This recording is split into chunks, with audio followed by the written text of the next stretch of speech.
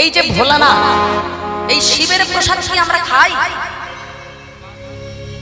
চরণামৃত আমি শিব পূজা করলাম আর চরণামৃত ঠক ঠক করে খেয়ে নিলাম, এটা করলে কিন্তু হবে না। শাস্ত্রে আছে শিবের প্রসাদ কখনো খেতে নেই। কেন বলেন তো? এবার আপনারা বলতে পারেন তাহলে শিব পূজা করি, এত প্রসাদ গুলো কি করবো? খাবো না? না খাবেন, একটা উপায় আছে। শ্যামাচরণ কবিরত্ন তিনি শাস্ত্রে বলে গেছেন শিবের প্রসাদ খেতে পারো। কিভাবে শিবের প্রসাদ খেতে নেই কেন আগে বলে যাই, তারপরে কিভাবে খাওয়া যাবে বলে দেবো। মায়েরা খুব মন দিয়ে শোনেন, শিবের প্রসাদ কেন খেতে নেই? শিবের কটা মাথা? কটা মাথা হবে?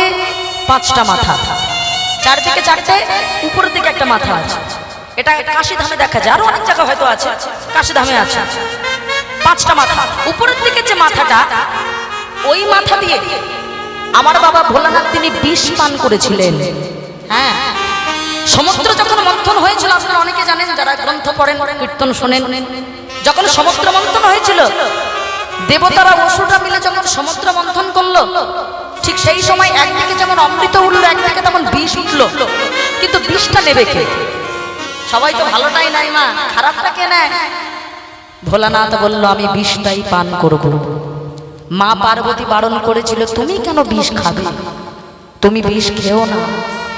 বলেছিল শোনো পার্বতী, বিষ যদি আমি খাই জগতের কল্যাণ হবে, কারণ যেখানেই বিষটা ঢালা হবে সেটা খারাপ হবে। তাই বিষটা যদি আমি খাই জগতের কল্যাণ হবে, আর জগতের কল্যাণ হওয়া মানে আমার শ্রীহরি বড় শান্তি পাবে।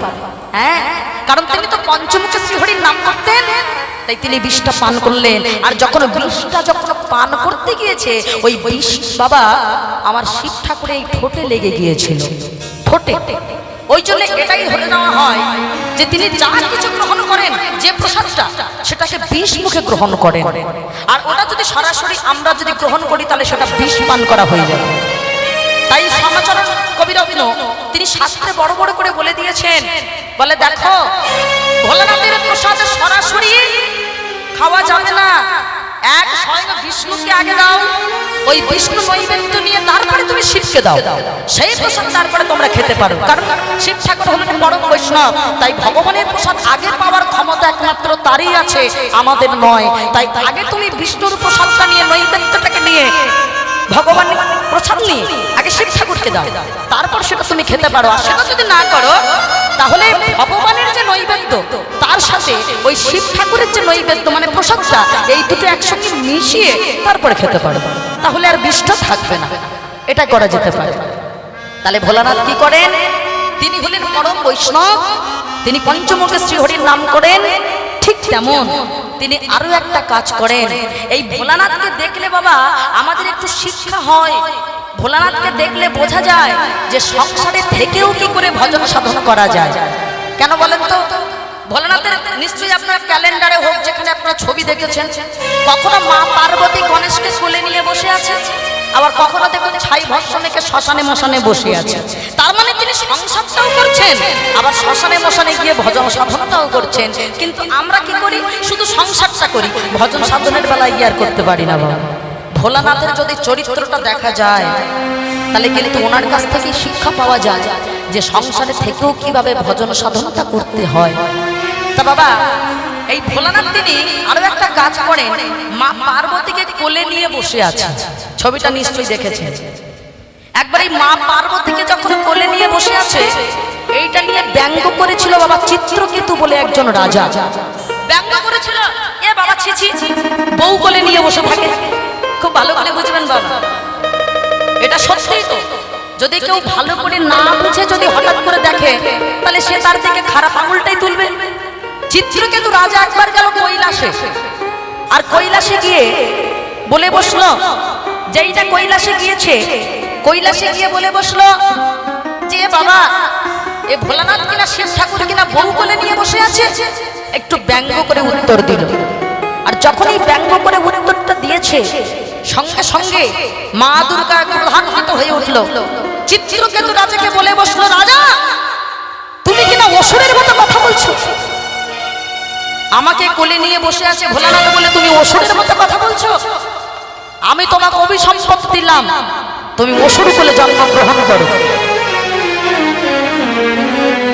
চিত্রকেতু রাজা বলেছিল আমি অসুর হই তাতে আমার দুঃখ নেই, কিন্তু মাগো তুমি দেখো আমি যেন কখনো গোবিন্দের যেন চরণ ছাড়া না হয়ে যায়। ওই চিত্রকেতু রাজা অভিসম্পদের কারণে হয়ে গেল বৃত্তাসুর। হ্যাঁ, বৃত্তাসুর পরবর্তীতে তিনি ভগবানের চরণ ছাড়া যেহেতু হয়নি, তাই ভগবানের পাদপদ্ম লাভ করলেন। এইবার যে কথাটা আমরা ছিলাম বাবা, শিবের প্রসাদ কেন খাই না সেটা তো বলে দিলাম, আর কিভাবে খেতে হয় সেটাও বললাম। কিন্তু শিব ঠাকুর মা দুর্গাকে কেন কোলে নিয়ে বসে থাকে, কি বলেন? এর একটা উত্তর আছে। উত্তরটা কি জানেন বলেন তো? প্রথম যখন ভাগবত কথাটা বলছিলেন তখন বলেছিল কে? বলেছিল কিন্তু আমার বাবা ভোলানাথ। এটা তো কলিযুগের পরীক্ষিতের কথা, কিন্তু সত্যযুগ থেকে প্রথম যখন ভাগবত কথা তো শোনাতে চেয়েছিল, শোনাচ্ছিল কিন্তু ভোলানাথ। আর শুনছিলটাকে অন্য কোনো শ্রোতা নয়, মা জগৎ জননী দুর্গা। হ্যাঁ, শুনেছিল বলে মা দুর্গা ওই ভাগবতের কথাগুলো শুনছিল বলে সেই সময় মা দুর্গা ঘুমিয়ে পড়াতে আরো একজন শুনছিল, সেটা হলো সুখ পাখি। সুখ পাখি যদি না শুনতো তাহলে কি শুকদেব গোস্বামী হয়ে আসতো নাকি? কি বলেন? সুখ পাখি সেই সময় বসে বসে হু দিচ্ছিল, কারণ সে বসে বসে ওই ভাগবতের কথাগুলো শুনছিল বাবা। তাহলে প্রথম শ্রোতাকে ভাগবতের প্রথম শ্রোতা হলো আমার মা জগৎ জননী মা দুর্গা। আর মা দুর্গা প্রথম যেহেতু ভাগবত কথা শুনেছিল বলে মা দুর্গাকে কোলে নিয়ে বসিয়ে রেখেছে। ভোলানাথের শুধু ভালোবাসাটা ভাবুন বাবা, তার চরিত্রটা ভাবলেই মাথা খারাপ হয়ে যাবে। ভোলানাথ বলেন যারা ভাগবত কথা শোনে আমি তাদেরকে কোলে বসিয়ে রাখি। হ্যাঁ, যারা কৃষ্ণ কথা শোনে, যারা আমার গোবিন্দের কথা শোনে তাদেরকে আমি কোলে বসিয়ে রাখি, তাদের জায়গা আমার কোলে। আর যারা আমার ভগবানের চরণে পড়ে থাকে সেই সকল ভক্তের জায়গায় আমার মস্তকে। নিতাই গৌর হরি বল হরি বল। তাহলে বুঝতে পারলেন বাবা, আপনারা যেই ভগবানের নাম শুনছেন মধুর ভাবে ভক্তি ভরে, আপনারা কিন্তু চাইলে আমার ভগবানের এই যে সুন্দর নাম শুনছেন বলে ভোলানাথ আপনাদের কোলেও রাখতে পারে। হ্যাঁ, আর যারা সত্যিকারে ভগবানের চরণ লাভ করেছে তাদেরকে ভোলানাথ মস্তকেও রাখে। সেই জন্য প্রমাণ দিলেন যেহেতু আমার পার্বতী ওই প্রথম ভাগবত কথা শুনেছিল, তাই ওকে কোথাও রাখি না, ওকে আমি আমার কোলে বসে রাখি। তাই দেখার দৃষ্টিভঙ্গি কারোর খারাপ হলে আমার তাতে কিছু করার নাই। দেখেছেন, এটাই হলো আমার ভোলানাথের চরিত্র। ভগবানকে পেতে গেলে যেটা সব থেকে বেশি প্রয়োজন, বৈষ্ণব হতে হবে। বৈষ্ণব কি করে হবে আপনি বলতেই পারেন? তাহলে বৈষ্ণব কি করে হবে? মা আমাকে নিরামিষ খেতে হবে, গলায় মালা পড়তে হবে, জপ করতে হবে? না না, তুমি এগুলো সেজে নিলেই মানে বৈষ্ণব হয়ে গেলে না বাবা। আমরা অনেকে সাজা বৈষ্ণব সাজি। হ্যাঁ, তিলক সেবা করেছি, গলায় মালা পড়েছি মানে আমি বিশাল বৈষ্ণব। ভুল কথা। বৈষ্ণব মন থেকে আগে হতে হবে বাবা। কারণ মহাপ্রভু উত্তর দিলেন তুমি ব্রাহ্মণ কোলে জন্মগ্রহণ করেছো মানেই তুমি ব্রাহ্মণ নও। তুমি জীবনে কোনোদিন গায়ত্রী মন্ত্র জপ করে দেখোনি, তাহলে কি তুমি ব্রাহ্মণ? তুমি বৈষ্ণব করে জন্মগ্রহণ করেছো অথচ তুমি কোনোদিন বৈষ্ণবের আচরণ করোনি, তাহলে তুমি কিসের বৈষ্ণব? বৈষ্ণব হতে গেলে মহাপ্রভু খুব ছোট্ট কথায় বলে গিয়েছিল, মুচি হয়ে সূচি হয় যদি কৃষ্ণ ভজে, সূচি হয়ে মুচি হয় যদি কৃষ্ণ ত্যাজে। কেউ যদি সত্যিকারের প্রকৃত বৈষ্ণব হতে হয় সে মুচি হলেও সে বৈষ্ণব হবে যদি ভগবানকে সে ভালোবাসতে পারে। শাস্ত্র সিদ্ধান্ত মতে শ্রেষ্ঠ বৈষ্ণবকে মায়েরা কার মাথায় জল ঢালেন? শিবের মাথায়। ওই তো ভোলানাথের মন্দির, তাই না? জল ঢালেন তো।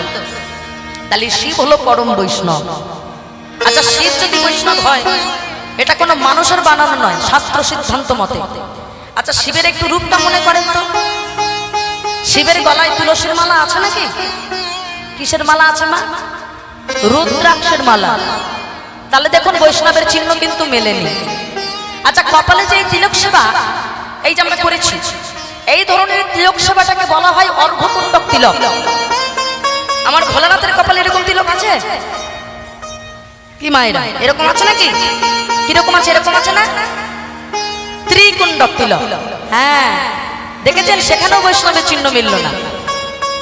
আচ্ছা মাথায় কি আছে বাবারা বলবেন না, মায়েরাই বলবেন।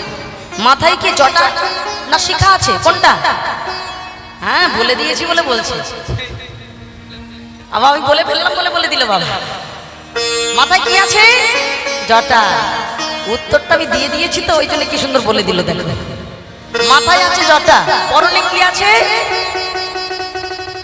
গেরুয়া বসন নেই, কি আছে? বাঘের ছাল। আচ্ছা তাহলে কোনোটাই তো মিললো না, তাহলে তিনি বৈষ্ণব হলো কি করে? গলায় মালা নেই, কপালে আমাদের মতো তিলক সেবা নেই, মাথায় শিখা নেই, পরনে গেরুয়া বসন নেই, বাঘের ছাল পরে বসে আছে, তাহলে তিনি কি করে বৈষ্ণব হলো? বলে দেখো তিনি সাজা বৈষ্ণব নয়। আমার বাবা ভোলানাথ তিনি সাজতে ভালোবাসতেন না, বলে সেজে কি হবে? আচরণ যদি না থাকে, আচরণে তিনি বৈষ্ণব ছিলেন। আচরণটা কেমন জানেন? আচরণটা হলো এটাই, ত্রিনাদপি শুনিছেন তররিব সহিষ্ণু না অমানে না মানদেন কীর্তনিয়া সদা হরি হৃদয় গৌর হরি বল হরি বল হরি বল। ত্রিনাদপি শুনিছেন, এখানেই প্রমাণ। মায়েরা ঘাসের উপরে বসে আছেন, ঘাস কিছু বলছে নাকি যে সরে যাও, কেন আমাকে এমন ভাবে পা দিয়ে চেপে রেখেছো? বলছে আমাদের তেমন হতে হবে, বৃক্ষের মতো সহ্য গুণ। যখন তখন গাছের ডাল ভেঙে দিচ্ছি, পাতা ছিঁড়ে নিচ্ছি, ফল পেড়ে নিচ্ছি, কই গাছকে কিছু বলে? আমাদের তেমন হতে হবে যদি বৈষ্ণব হও। অমানেই না মানদেন, বলে দেখো একটা নিয়ম আছে। নিয়মটা কি? দেখবেন আমাদের কলিযুগের একটা নিয়ম আছে বাবা, ভালো শিক্ষিত হওয়া লাগে না, ভালো জ্ঞানী হওয়া লাগে না, গুণ না থাকলেও চলবে, একটু টাকা থাকলে হবে। কি মায়েরা হয় না? এই গ্রামে ধরুন সব থেকে যার বেশি টাকা আছে, আমরা তাকে কি করি? বাবু এসো এসো, বস বস বস, চেয়ার দে। অথচ সে ভালো শিক্ষিত না হলেও, ভালো গুণ না থাকলেও, জ্ঞান না থাকলেও আমরা তাকেই সম্মান করি, কেন? টাকা আছে তো। আর অনেক ব্যক্তি আছে বাবা, অনেক শিক্ষিত, অনেক জ্ঞান আছে, অনেক গুণ আছে, অথচ দেখুন তার অর্থ নেই। ভালো পোশাক আশাক, সোনা দানা তো দূরে থাক, ভালো পোশাক আশাকটাই নেই। আমরা কিন্তু তাকে দেখবেন অতটা মান দিতে চাই না। এই যেমন ধরুন আমি যদি এখন একটা 200 টাকা শাড়ি পরে আসে উঠতাম, আমার দিকে যে কিরকম ভাবে তাকাতেন যারা ভালো মানুষ, তারা ভাবতেন না বোধহয় কীর্তনিয়া ঠিক আছে, কীর্তনিয়া কীর্তন করবে, কীর্তন দেখতে এসে অন্য কিছু দেখবে। আমার মা যখন কীর্তন করতেন, আমার মা তো এখন আর নেই, তখন দেখতাম বাবা থান শাড়ি পাড় লাগিয়ে গান করতো, সেগুলো ওই কমলা কালার যেগুলো হয় আর কি, কীর্তনের ড্রেস। এখন কি ওই সব করলে আর মনে করছেন, ভাববে হয়তো এই কীর্তনিয়া মনে হয় ভালো করে গান গান চলে না, ভালো খাওয়া হয় না, এ কি পোশাক পরেছে দেখো। আগে পোশাকটা দেখবি বাবা, কীর্তন শোনাটা পরে, আগে পোশাক দেখা হবে, তারপরে আমাকে এখানে সম্মান করা হবে, তার আগে নয়। এটাই তো আমাদের ধর্ম বাবা। অমানেন মানদেন কীর্তনিয়া সদাই হরি, সদাই সর্বদাই তোমার মুখে কৃষ্ণ নাম থাকতে হবে। কীর্তনিয়া সদাই হরি, সদাই সর্বদা আমাদেরকে নাম করতে বলছে। নাম করলে কি হবে বাবা? আমাদের জ্বালা দূর হবে। কি জ্বালা? তার আগে একটা কথা জিজ্ঞেস করি, আমার মায়েদের জ্বালা আছে হ্যাঁ কি না? হ্যাঁ, সংসারে জ্বালা আছে?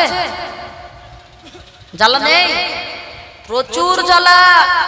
যে না ভাবছেন হয়তো বলবো না, পাশে আত্মীয় বসে আছে বাবা, বাড়ি গেলে জিজ্ঞেস করবে আমি কি তোমার খুব জ্বালা দিই নাকি?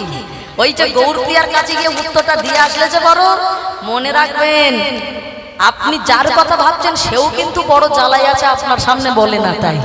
হ্যাঁ, তবে শুধু সাংসারিক জ্বালাটা ভাববেন না, আমাদের 3 প্রকার জ্বালা আছে, আদি দৈবিক, আদি ভৌতিক, আধ্যাত্মিক। এই 3 প্রকার জ্বালা থেকে দূরীভূত হতে গেলে আমাদের একটা মালা পড়তে হবে। কিসের মালা? সেটা হলো হরি নামের মালা।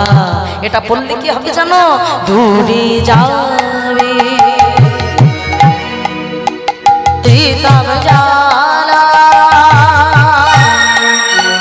তোমরা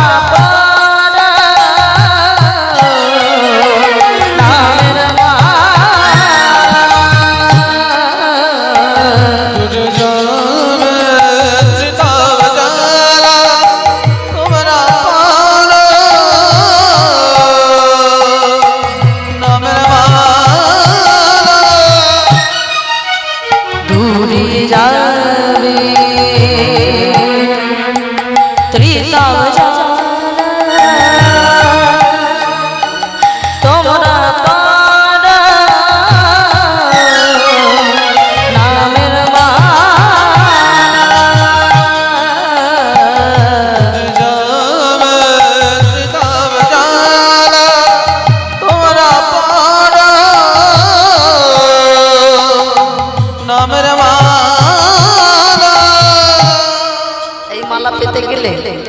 একটা কাজ করতে হবে।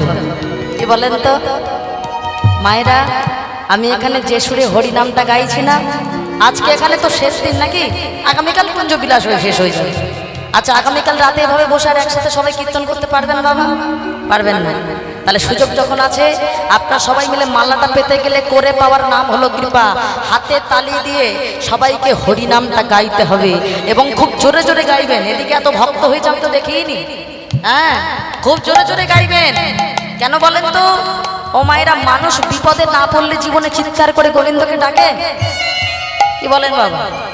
বিপদে পড়ে তবেই চিৎকার করে, তার আগে নয়। তাহলে বিপদে পড়ার আগে যদি ডাকতে হয় তাহলে বিপদে পড়তে হয় না? তাহলে হাত তুলুন। এদিকে এদিকেও কি এত ভক্ত হাত নেই কেন? এইখানে এইদিকে পিছন দিকে আমার বাবার, আমার চোখ সব দিকে যাচ্ছে, আর আমার থেকে সব থেকে বড় চোখ দিচ্ছে আর একজন গোবিন্দ পিছন দিকেও। হ্যাঁ, সবাই মিলে হাত তুলে, আমার জন্য নয়, এখানে যে বসে আছে তার জন্য হাতটা তুলুন। মাঝে মধ্যে একটু হাত তোলা ভালো, আত্মসমর্পণটা ভালো করে করা দরকার। হাত তুলেই দেখো মাঝে মধ্যে আবার জিরিয়ে নেয়। হ্যাঁ, হাত তুলে সবাই মিলে তালে তালে বলবেন হরে কৃষ্ণ হরে কৃষ্ণ কৃষ্ণ কৃষ্ণ হরে হরে হরে রাম কৃষ্ণ হরে কৃষ্ণ কৃষ্ণ কৃষ্ণ হরে হরে হরে রাম রাম রাম হরে হরে। বলো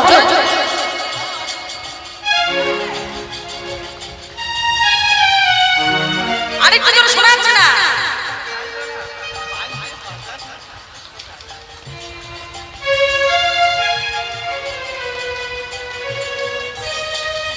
এই সামনে কয়েকজন বিপদে পড়ার পড়া যাচ্ছে নাকি? আর পিছনের সব ভক্তগুলো কি বাবা গ্যারান্টি দেওয়া আছে নাকি ভগবানের সাথে যে জীবনেও আমরা বিপদে পড়বো না, তাই জোরে ডাকারও দরকার নেই? কি বলেন মায়েরা? এদিকে তো শব্দই নাই, কেউ আছে বলে মনে হয় না। কি বলো? আমি বলে মাইকে বলছো বলে মাইক ছেড়ে বলবো, শোনা যাবে পিছন পর্যন্ত। হ্যাঁ, শিল্পী শুধু কি মাইকে কথা বলে নাকি বাবা? জোরে কথা না বললে মাইকে শোনা যায়? সবাই মিলে হাত তুলে আরেকবার ভালো করে সুরটা শুনে নাও মায়েরা, খুব জোরে জোরে গাইবে। কেমন? হাত তুলে আরেকবার সুন্দর করে হরে কৃষ্ণ হরে কৃষ্ণ কৃষ্ণ কৃষ্ণ হরে হরে হরে রাম রাম রাম হরে হরে।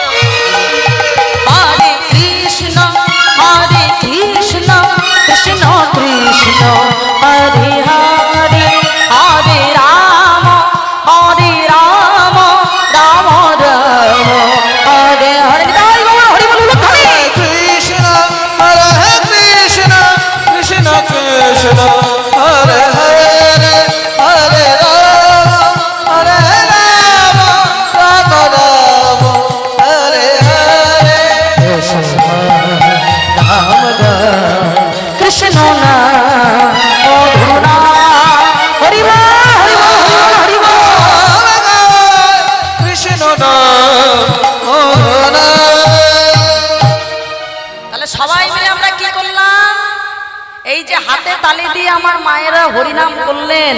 আচ্ছা বলেন তো, হরিনাম তো এতদিন শুধু শুনেই গেছেন, এই যে একটুখানি গাইলেন, আচ্ছা গেয়ে বেশি শান্তি হলো নাকি শুধু শুনেই শান্তি? গেয়ে বেশি আনন্দ না শুনে বেশি আনন্দ? হ্যাঁ, গেয়ে বেশি আনন্দ। কেন বলেন তো? এরও একটা কথা আছে, শুধু মজার কথা নয় মা। গেয়ে কেন আনন্দ হয় বলেন তো? তার কারণ হলো এটাই, মনে রাখবেন, হরিনাম যখন শুনবেন তখন আমাদের গেয়ে বেশি আনন্দ হবে। কেন বলে? শুনে যেমন আনন্দ হয় তেমন গেয়ে তেমন আনন্দ হয়। কেন বলে? ভিতর থেকে আমাদের আত্মাটার স্নান হয়ে যায়। ওই জন্য দেখেন না, কেউ যখন মৃত্যু বাড়িতে মৃত্যু হয় তখন কি বলে? আত্মীয় স্বজনরা বলে না যে অমুক দিন আত্মার শান্তি কামনায় একটু আমরা রামায়ণ দিয়েছি কি কীর্তন দিয়েছি, বলে না? ওই বলতে তো পারতো যাত্রা দিয়েছি, থিয়েটার দিয়েছি, ওসব বলে না কেন? মানুষের মারা গেলে দেহটা পুড়ে যায়, মনে রাখবেন ভিতরের যে আত্মা থাকে এর কখনো মৃত্যু হয় না, এটা প্রমাণ দিয়েছেন। ভাগবত কোনোদিন পড়বেন, গীতা পড়বেন, আর গীতাটা পড়া দরকার বাবা, গীতাটা আমাদের পড়া দরকার। অনেক শিক্ষা আছে গীতার মধ্যে। গীতায় কিন্তু অর্জুনকে বলে দিয়েছিল, শোনো অর্জুন, তুমি দুঃখ পেও না, তোমার আত্মীয়রা মারা যাচ্ছে কিন্তু তাদের আত্মার কখনো মৃত্যু হচ্ছে না। তারা জানলো যে তুমি ধর্মের কারণে এটা করছো, তুমি কিন্তু অপরাধ করছো না, এটা বুঝিয়েছিল। সেই জন্য বলি মা, কখনো আমাদের এই আত্মাটার মৃত্যু হয় না, এটাকে শান্তির জন্য হরিনাম করতে হয়। প্রত্যেকদিন তো নিজেরা স্নান করি, দেহের ভিতরে থেকে আত্মা, এর তো জীবনে স্নান হয় না, আর একে স্নান করাতে গেলে আমরা তো টেনে বার করতে পারবো না, একটু হরিনাম গাইতে হবে। কোথায় যাবো মায়েরা? বৃন্দাবনে। তাহলে বৃন্দাবনে যখন যাবো একটু জোরে জোরে জয় ধ্বনি হয়ে যাক মায়েরা, জয় ধ্বনি।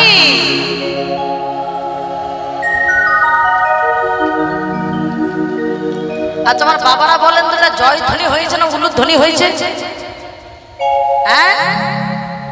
ও মায়েরা, জয় ধ্বনি করেছেন না উলুধ্বনি করেছেন গো?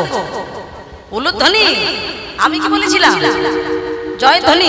এই জন্য সংসারে অশান্তি হয়। এই বাবারা বলে আর মায়েরা করে, আর বললাম জয় ধ্বনি করে দিয়েছে বাবা, উলুধ্বনি। আচ্ছা জল খেতে চাইলে কি গরম দুধ দিলে হবে? তাহলে জয় ধ্বনিটা করতে হবে। বৃন্দাবনীকে কি বলি?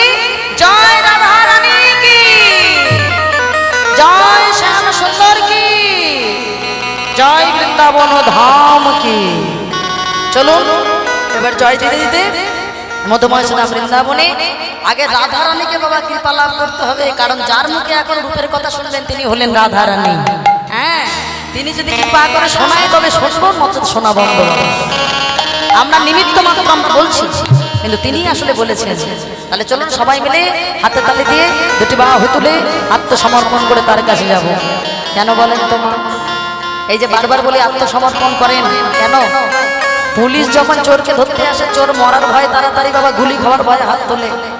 দ্রৌপদী যেমন নিজেকে রক্ষা করবার জন্য এক হাত দিয়ে রক্ষা করতে চেয়েছিল, এক হাত তুলেছিল, হয়েছিল? দুটো হাত তুলতে হয়েছিল। তা দুটো হাত মাঝে মধ্যে আত্মসমর্পণ, এইটুকু তুললে মনে হবে নিজের কিছু আছে, পুরোটা তুলে দেবেন মনে হবে নিজের আর কিছু নেই, তাই না? ওই জন্য হাত তুলে সবাই মিলে উলুধ্বনি সাথে থাকবে, সবাই হাতে তালি দিয়ে উলুধ্বনি করে চলো, সবাই মিলে যাও। আমার মন পাখিটা বলি,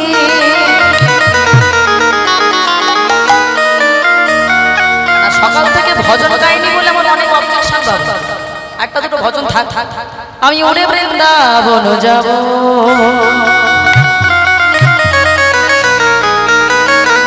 বৃন্দাবনে গিয়ে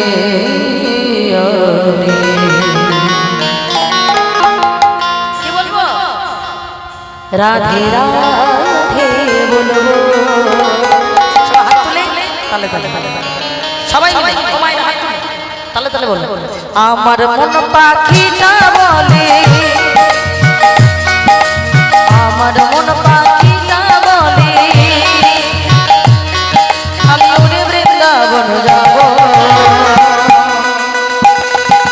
বৃন্দাবনে গিয়ে রাধে রাধে বলবো, রাধে রাধে শ্যাম শ্যাম রাধে রাধে শ্যাম শ্যাম।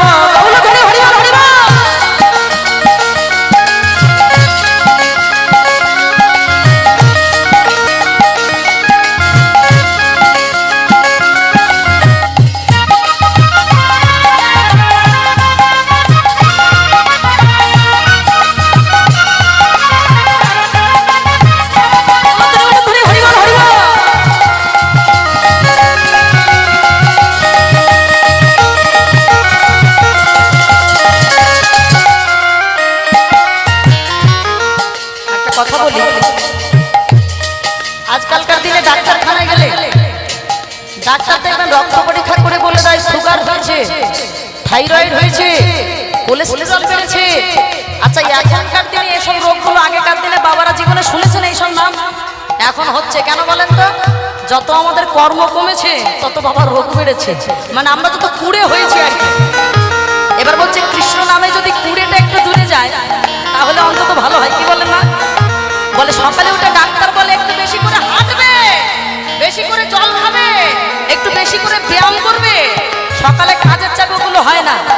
বাবা হরিবাসরে বসে মাঝে মধ্যে একটু ব্যায়াম করে নিতে হয়। মায়েরা হাত তুলো। মহিমা প্যারি कोई ना जाने प्रेम नगरिया मन महल के प्रेम पहचाने। हरि बोल हरि बोल हरि बोल।